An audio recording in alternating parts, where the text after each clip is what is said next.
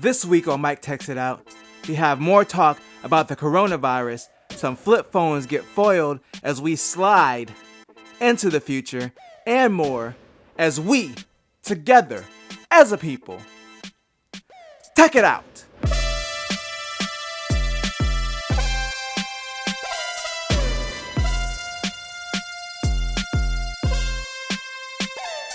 All right, welcome to another sensationally sick Saturday as we continue this cavalcade of coronavirus cruelness. This week, I thought we were done with it the last week and the week before that, but no. There's more on the coronavirus, so let's hop right into it. So last week we talked about how MWC got canceled. Now the Game Developers Conference is in jeopardy as Facebook and Sony announced that they're both not coming due to risk of the coronavirus. So we already had one major show canceled. Could GDC be next, especially with Sony dropping out because they're releasing the new console this year. So they're not going to E3. They're not doing GDC. Well, what they doing then? We waiting on the announcement. Microsoft already got out there. We didn't see the front, the back, the side, vapor chambers, all kinds of stuff. Come on, if y'all ain't going to GDC, y'all owe us something. And as far as Facebook, who knows what they had planned for the Oculus stuff. They released 2 headsets last year, so I doubt there's going to be any new hardware announced. Maybe some new games or experiences. But who knows? They'll probably still do something that week. They just won't be at the show. But it'll be interesting to see if anybody else drops out. And speaking of dropping out, Apple sales may be dropping out Q1 of this year because they've also been affected by the coronavirus. So they said that they're not going to be able to produce as many iPhones as they were initially counting on due to the coronavirus because a lot of this stuff happens in China, like a lot of the manufacturing. So Apple's being directly impacted by that, and they're forecasting their Q1 sales lower than they initially did. And who else is being hit? Valve, because it's the same thing with the Valve Index. They're expecting to be short on shipments.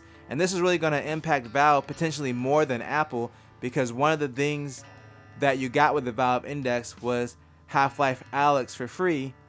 And that's a highly anticipated VR game that's coming out at the end of next month. So a lot of people were probably going to buy this headset and they're probably excited for the game. But with the shortages, this really could cut into their sales, especially with the promotion going on where you get the game for free. So it really sucks for both of those companies and for PC companies in general because it's predicted that PC shipments will decrease up to possibly 10% of what's normally produced because of the coronavirus. So we're still in it. We're still fighting. Tech is being heavily affected because of how much stuff is being produced in China. That's just where we're at right now. We're trying to recover. We're fighting back, going hand-to-hand combat with the virus. But who knows who's going to come out on top. But I know who didn't come out on top this week. Let's talk about Motorola. As it came out, one person, a tech reviewer, Ray Wong, had an issue with his Motorola Razr where the screen started peeling. So if you remember back to the original Galaxy Fold, the press release one they sent out, that they ended up having to delay the phone because it had issues with the screen peeling. So this seems kind of like a similar thing. So the screen peel, the parts where the screen peeled at are unresponsive to touch. So it's not like it's just peeled, but it's still functional, like it's actually causing functionality issues with the phone.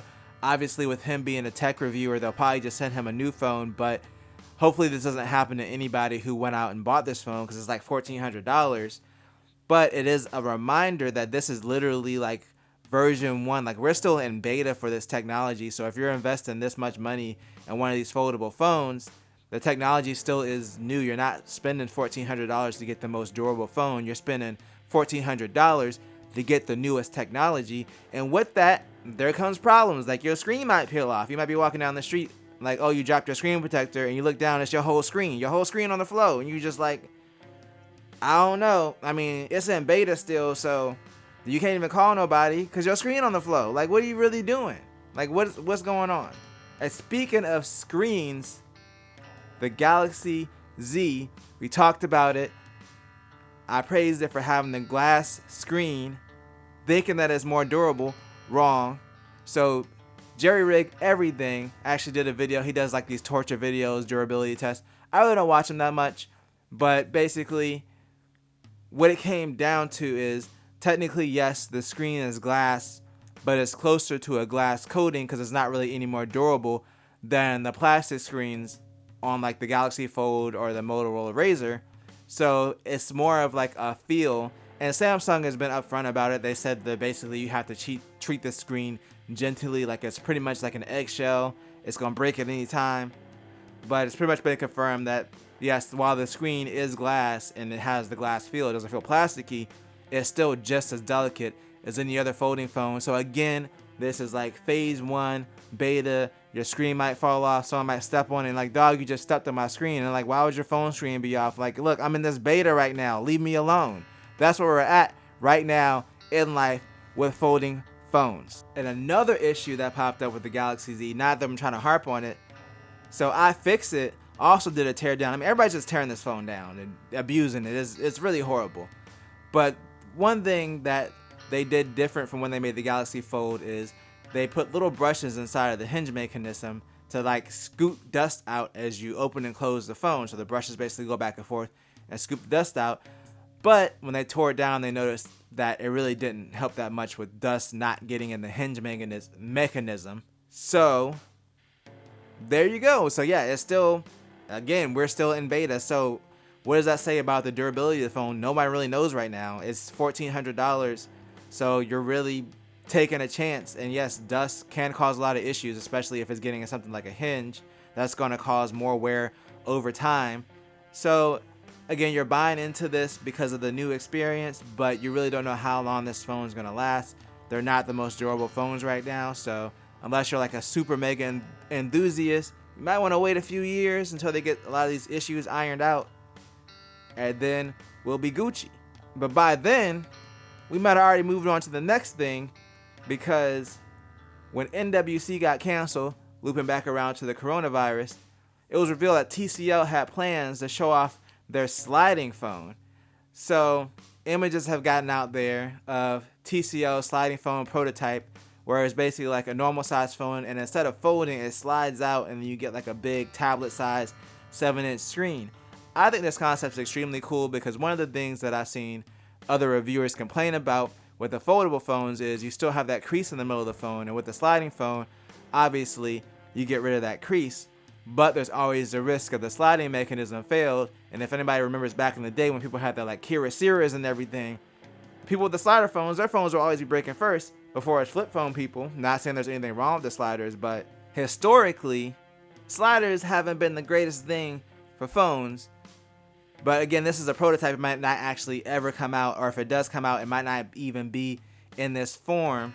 But I think that it has a lot of potential. And one thing that they could cut down on is like the size, because the Galaxy Fold, you know, when you folded it, it was like having two phones sandwiched together. So with a slider, they can make one part go inside of the other. They could potentially have a smaller form factor, like a more normal feeling phone when you don't have it split out.